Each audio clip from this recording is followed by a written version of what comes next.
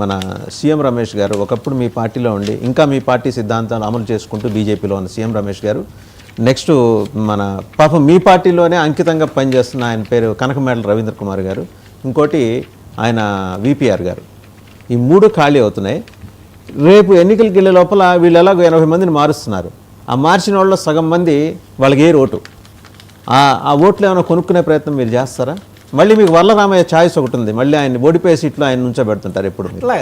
మీరు ఓడిపోయే సీట్ నుంచోబెడతాం అనమాకండి. అట్లా అనుకుంటే మరి ఓడిపోయే సీటే అది. అనుకుంటే ఆయన ఎప్పుడు దళితుడిని నుంచోబెడుతున్నారు మీరు చెప్పండి దానికి. ఒక్క నిమిషం చెప్పండి. అట్లా అనుకుంటే మొన్న పంచుమర్తి అనురాధ గారు నుంచోబెట్టే ఎమ్మెల్సీ కింద మొన్న గెలిచారు కదా ఆవిడ. మేనేజ్ చేసుకున్నారు మీరు, గెలిచారు కదా. అట్లా అందుకని మనం స్టాండర్డ్ గా ఒక మాట అనకూడదు. ఎందుకంటే జరిగింది మీ అది ఓడిపోతున్నాం తెలిసే మీరు ఆయన నుంచోబెట్టారు కదా. లేదండి, ఓడిపోతారని మీకు బలం లేదు, మీకు బలం లేదు, ఓడిపోతాను. ఇప్పుడు ఆ సంగతి పక్కన పెడితే ఇప్పుడైతే మీ చేతిలో ఒక 40 మంది ఎమ్మెల్యేలు ఉంటారండి గ్యారంటీగా. అక్కడి నుంచి వచ్చినప్పుడు చెప్పండి. 40 మంది వచ్చిన తర్వాత ఎలాగో 80 మందిలో 40 మంది కనీసం మీకు ఓటేసే అవకాశం ఉంది. మీకు ఒక రాజ్యసభ అవకాశం ఉందండి, మీకు అది బోనస్. అసెంబ్లీ ఎన్నికల ముందు మీరు ఎలాగో 160 ఎంత సార్ వీళ్ళు మీరు చెప్తున్న ఫిగరు? తెలుగుదేశం జనసేన తెలుగుదేశం ఒంటరి గెలుపు.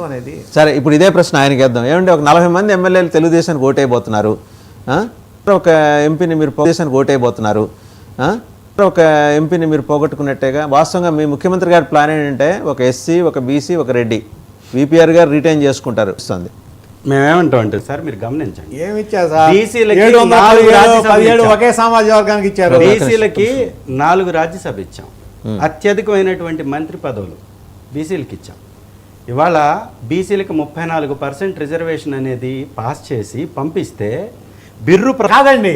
ఎంత అబద్ధాలు మాట్లాడతానంటే మాట్లాడకపోతే 4% టీడీపీ ఇస్తే మీరు దాన్ని 10% తగ్గించి ఆ తగ్గించిన దాన్ని తెలుగుదేశం పార్టీ మీద తోస్తారా?